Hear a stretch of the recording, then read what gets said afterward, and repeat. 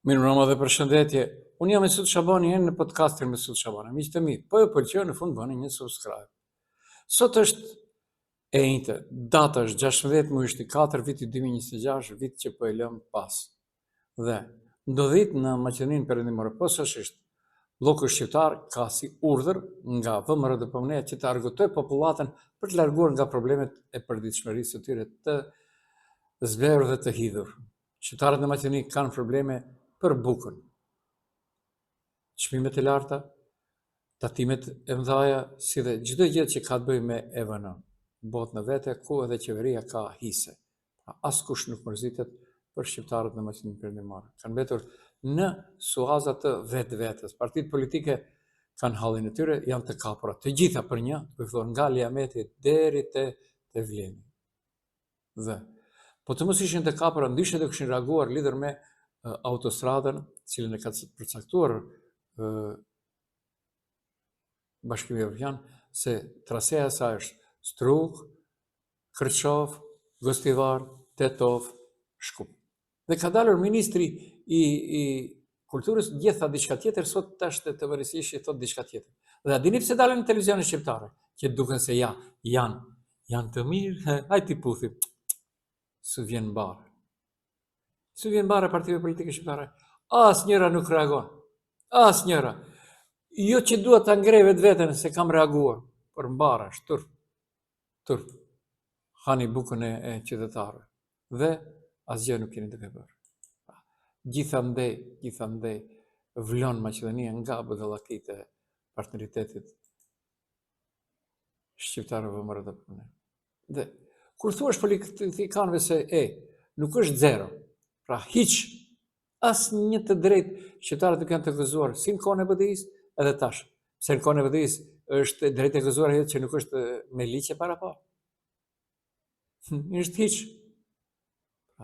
Dhe u ka bërë një dallim ndërmjet zero dhe hiç. Zero dhe hiç nuk janë plotësisht të njëjta, edhe pse ndonjëherë përdoren si të afërta, ka një dallim të vogël në kuptim. Zero është term matematikor, tregon vlerën zero, asgjë në kuptim numerik. Përdoret në numra statistike, rezultate. Shembull, kam zero para në llogari. Ndërsa hiç është fjalë e përgjithshme në gjuhë, tregon mungesë totale, asgjë fare në kuptim më të gjerë, edhe emocional apo figurativ. Mund të përdoret në mënyrë shprehëse, shembull, nuk më intereson hiç. Apo përmbledhje zero e më teknike numerike, hiç më e gjerë, më shpresën e gjurë të përgjithshme. Pra nuk janë 100% sinonime, por në disa fjali mund të duken të afërme. Dhe unë nuk isha Mesut Shabani, por po të mos u shaftuar që të ndiqni. Ka dalur tash në mbrëmje zonja Saranda Imeri Stafaj, e cila kret diçka tjetër është duke bërë në parlament. Dhe të merret me liridhet të drejtat e shqiptarëve. Ti çe përpara ajo merret me gjykime me vlerim buxheti. Pra, kret kjo është një marrëveshje dhe lojë e VMRDP-s me partitë politike shqiptare. Futeni ju në lojë që zbehin gjëra të tjera që po ndodhin në Maqedoni. Edhe deklarata e Nikola Gruevskit sot ishte lidhur me të dy njerëzit e parë të VMRDP-s. Keni parë se janë bërë si breku dhe elastikët Nikolovski me Mickovski. Atë që lëshon i pari e përmeson i dyti. Atë që nuk e ka thënë i dyti e thot i pari dhe janë bërë kombinim. Shqiptarët vetëm u bin durve aplaus. Dhe të shohim se pse Saranda Imeri dhe deputetja e Vlenit, për cilën unë do të them diçka shumë interesante. Ne të gjithë që kemi qenë pjesë të demonstratave të vitit 1981, kemi një respekt për babain e saj. Për Sarandën le të krijoj me punë respektin. Babai i saj po. Përveç që bëri burg politik në kohën e komunizmit, ai bëri edhe një punë shumë të madhe gjatë demonstratave të vitit 1981. Në kuadër të qendrës studentore, konvikteve, gjendet edhe një ambulant. Ai ishte aty. Dhe të gjithë studentët kanë shfrytzuar gjitha benefitet që u ofronte babai i saj, Imeri, doktor. Pra, ishin njerëz zakonisht. Tash mund përgjigjet diçka e mirë edhe trashëgimtare. Ku e di trashëgimtare çfarë mund?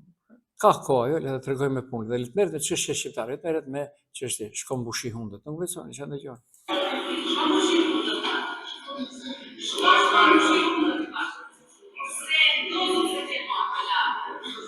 Dhe gjatë lutem, me këtë respektit të drejtohet, pak të ndihmoj, mund ndulini lutem. Ajo dhe të këndoje pak takën. Po pra, dhe mu për këtë është bë padia në kuvendin në vërtet në gjykatën e rregullt. Dhe padine ka bërë kuptohet vlerim Bexheti, ndërsa e ka paralajmëruar në Facebookun e saj Saranda Imeri. Ai deri dje ka qenë, ashtu i vije shpreha, deri dje ka qenë nënkryetare e BDI-s Degës së Gostivarit. Okej, nuk është okej. Pra, dhe ka bërë sepse Vlerim Bexheti ka patit Saranda Imerin stafajnë në gjykatë. Dhe ka pasur dy statuse. Në njërin, ku thot Vlerim Bexheti mbas ka paditur për shqetësim emocional. Sipas ti, ai nuk mund të flejë natën, sheh ëndër tek qia, histerik deri në 3 faqe pa di, që kur e lexon të vjen me qajt, thot ajo. Po mirë, nëse fjala lirë të prish gjumin, problemi s'është te fjala, por te ndërgjegja. Push ka toft të boft. Shihemi në gjyq, unë nuk qava kur më the e dehur, por as deputetet kur i quhet e lopët e qia ka shkruar deputetja e Vlenit. Dhe Saranda Imeri Stafaj ka botuar edhe diçka tjetër. Pas ka bërë test droge, edhe llogari fiskale e ka. Super. Uroj që kjo praktikë të implementohet në të ardhmen për të gjithë kandidatët për deputet, duke u ikim shumë probleme sidomos atyre psiqike. Pra, pa marrë parasysh këto, Saranda nuk shkruhet mirë, jo për diçka tjetër. Gjykimi është i vështirë dhe postet, qofshin deputet, qofshin drejtora, qofshin ministra, nuk kanë gjini. Nuk kanë gjini postet.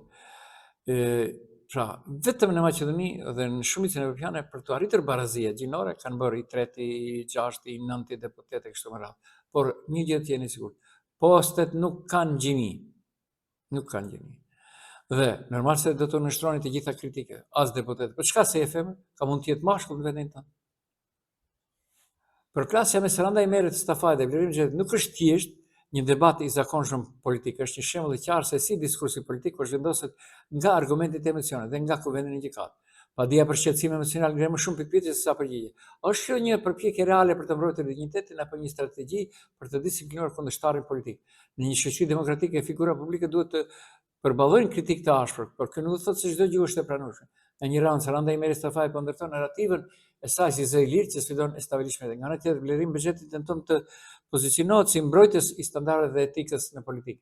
Por realiteti është më kompleks. Dia palët rrezikojnë të humbasin nëse debati reduktohet në fyrë dhe reagime emocionale. Pra, disa pika thelbësore për të kuptuar situatën. Rasti është tipik për plasje politike që kalojnë në debate parlamentare në konflikt juridik personal.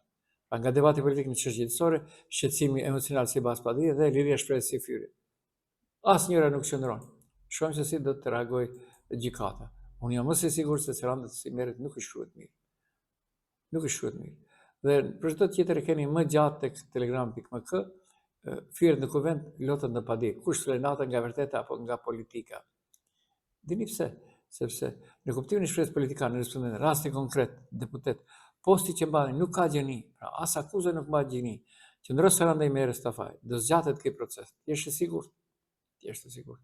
Dhe unë do ndalem pak edhe në atë, jo që dua, por do nuk do, ai është pozit në komunën të tonë, kryetari i komunës Bilal Kasami, i cili këtyre dhe aq na fyron sa që tha inteligjencën, mendoj jo tonë, po të vetveten, dhe nuk e kuptoj se po tallen njerëzit me të, ata që kanë rreditur muhabetin, e ndjen me veten krenar që vetëm gjë të mirë që pas ka bërë në komunën të Tovës dhe qëndron pasaj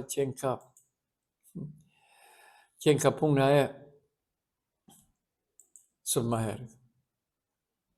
E mirë o Bilal Kasami, po atëherë çfarë u bë me ndryshimin publik? Që dalë në mbrëmje të shëndetësisë në përqytet, unë të ftoj që disa herë dil në për Tetovë në mbrëmje.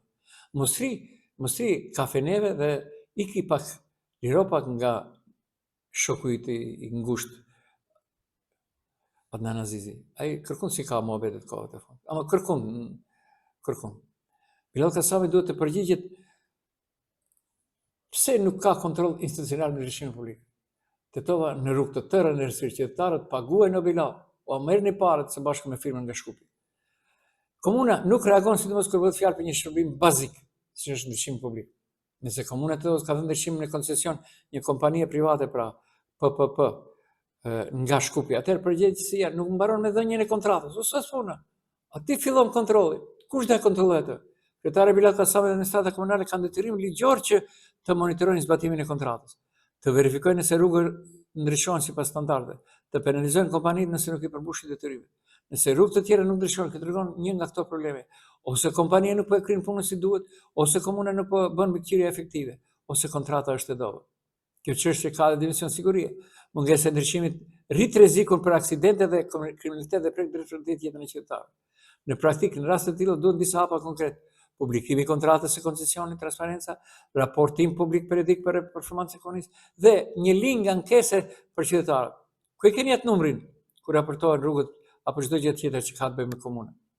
E kishit në fillim një si kuti në komunë dhe e hoshët, kur raportohen gjitha gjërat që nuk funksionojnë.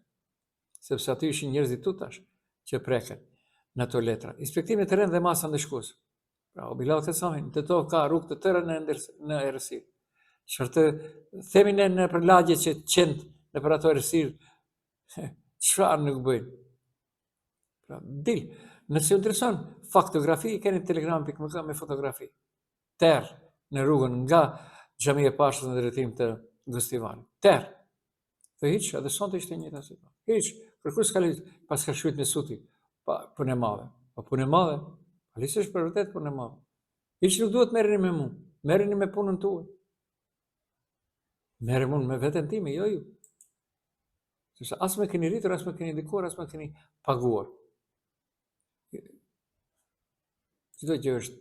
Hajde bëni ju atë që këtyre ditë më kanë kërkuar nga disa parti politike, disa them, nuk do përmendi emra, të na lidhish me dikon të atje në Bashkimin Evropian. E pse? Pse? Bile, nuk jam shumë i sigurt, por njëri më tha kemi pyetur edhe në njerëz të caktuar brenda ambasadës së Bashkimit Evropian në Shkup, kanë thënë po, është përgjigjës Bashkimi Evropian aty gazetarë. Edhe tash shka. Po ja punë juve njerëzit e mi. Unë kam krijuar ato me punë dhe me vite. Krijoni edhe ju me punë dhe me vite. Po ashtu dhe semafori përballë xhamisë larme në mes që ishte u lodh gjunaj. Nuk është më në kam. Urzu. E sot i kam pas se si një 3 veta aty me një kombi të vogël. 3 veta, një gurë hiçi dhe talleshin. Okej, problemi tjetër. Problemi tjetër. Pra gjithandaj.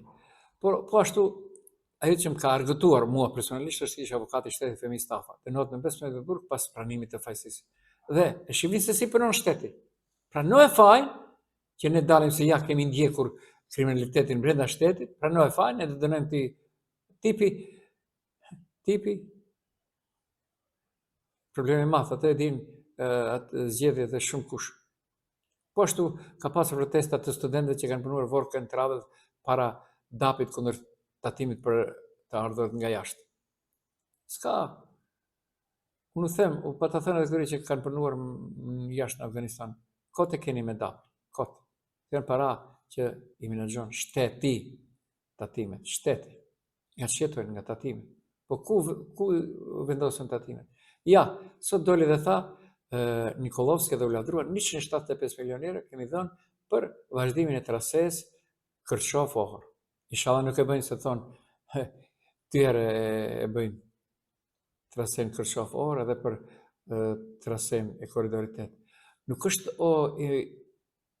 Izet Mexhiti në popull është e ashtu qytera e njoftura korridorit 8. Jo, është korridori 8. Sove pak fjalët. A atë që e marrë vesh me Mickovski, që e në komunë, Kritë e dim sepse s'flasim më për atë komunës së Strugës. S'flasim për ndodhit me Aqim Ramadanin që ndodha. Nuk e njoh kush është i ri, ama Allah dhe ka. 1.000 euro, rinë shtëpi, merr prej komunës së Shkupit, në Mërvenici. Apo në fshatrët e komunës së Mërvenici. Se është në rëndësi.